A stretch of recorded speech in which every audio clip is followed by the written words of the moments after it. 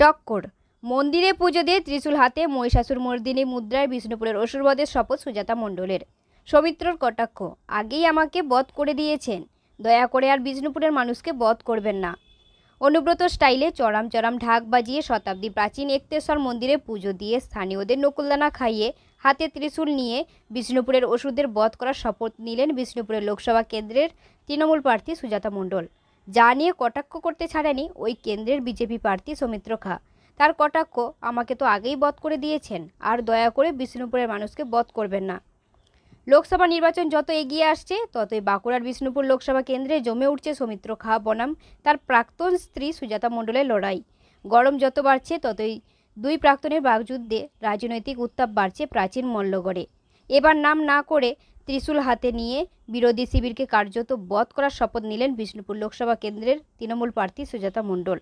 এদিন দুপুরে প্রচার শুরুর আগেই দলের নেতাকর্মীদের সঙ্গে নিয়ে বাঁকুড়া শহরে শতাব্দী প্রাচীন একতেশ্বর মন্দিরে হাজির হন সুজাতা মণ্ডল। নিজে হাতে চরম চরম ঢাক বাজিয়ে সুজাতা মন্দিরে যান, সেখানে ভক্তি ভরে পুজো দেন। পুজো দেওয়ার পর মন্দিরে থাকা একটি ত্রিশূল হাতে নিয়ে মহিষাসুরমর্দিনী মুদ্রায় দাঁড়িয়ে বিষ্ণুপুর থেকে অসুর বধের শপথ নেন। অসুর বলতে এদিন নির্দিষ্ট কাউকে রাজনৈতিকভাবে বধের শপথ নিলেন না সুজাতা, তা এদিন স্পষ্ট করেননি তিনি। তবে তার লক্ষ্য যে বিরোধীরা, তা এদিন বলতে কসুর করেননি তিনি। সুজাতা মণ্ডলের এমন কাণ্ডকে কটাক্ষ করতে ছাড়েননি বিষ্ণুপুরের বিজেপি প্রার্থী তথা সুজাতার প্রাক্তন স্বামী সৌমিত্র খা। সৌমিত্র খার কটাক্ষ, আমাকে তিনি আগেই বধ করে দিয়েছেন, দয়া করে আর বিষ্ণুপুরের মানুষকে বধ করবেন না। আগে আমি একা জ্বলতাম, এখন গোটা বিষ্ণুপুরের তৃণমূল জ্বলছে, তাই তাকে আর বধ করার সুযোগ দেবেন না বিষ্ণুপুরের মানুষ। আজকে আমার বিষ্ণুপুর লোকসভার বাঁকুড়া 2 নম্বর ব্লকের অত্যন্ত সুপ্রাচীন ঐতিহ্যবাহী জাগ্রত মন্দির বাবা শিবের মন্দির। আমাদের এখানকার মানুষ অত্যন্ত মানে বাবা একতেশ্বর ধাম নামে পরিচিত। সেখানে আমার সমস্ত নেতৃত্ব বুথকর্মীদের নিয়ে ব্লক সভাপতিও ছিলেন, তাদের সকলকে নিয়ে বাবার মন্দিরে গেলাম, পুজো দিলাম, সংকল্প করালাম, প্রার্থনা জানালাম এবং প্রভুকে আমরা জল দুধ অর্পণ করলাম, ডাব ফাটালাম। তারপর পুরো মন্দির প্রদক্ষিণ করে সূর্যদেবের মন্দির, মা অন্নপূর্ণার মন্দির প্রদক্ষিণ করে আমরা পুজো দিয়ে নন্দী দেবতাকে প্রণাম জানিয়ে আমরা ঢাক বাজাতে বাজাতে পুজো দিতে ঢুকেছিলাম, আবার ঢাক সহকারে আমরা বেরিয়ে এলাম। এভাবে আজকে পুজো দিলাম এবং প্রভুর কাছে আশীর্বাদ প্রার্থনা করলাম।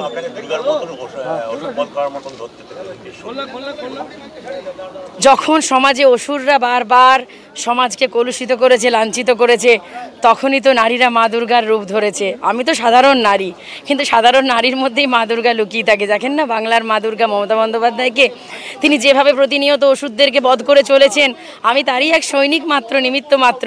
তাই আমিও এসেছি বিষ্ণুপুর লোকসভাতে বিজেপি নামক বিরোধী নামক ওষুধদেরকে বধ করতে এবং এই বিষ্ণুপুর লোকসভাকে বাঁচাতে। সেটা যদি আমাকে তার জন্য নারী রূপে সাধারণ নারী হয়ে মহিষাসুরমর্দিনী হতে হয়, তো আমি তাই হব। বারবার ওষুধকে বধ করতে যেভাবে দুর্গার অবতীর্ণ হয়েছে, আমি সেভাবেই অসুর হাতে দুর্গা হয়ে অসুরকে বধ করব। তবে আমার বিরোধীদেরকে অসুর রূপে অত ফুটেজ দিতে চাইছি না, তাদের মতো নরাধমদেরকে আমি বধ করব আমার নেত্রী মমতা বন্দ্যোপাধ্যায় এবং অভিষেক বন্দ্যোপাধ্যায়ের আশীর্বাদ নিয়ে। জয় বাবা একতেশ্বর।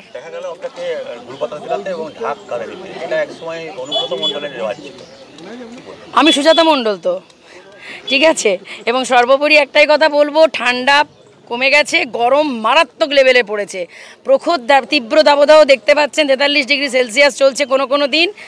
ঠান্ডা থাকার জন্য মনে এবং শরীরে গুড় বাতাসা খান, মাথা ঠান্ডা রাখুন, নুন চিনি জল খান। আর ঢাক হচ্ছে আমাদের জীবনের অঙ্গ।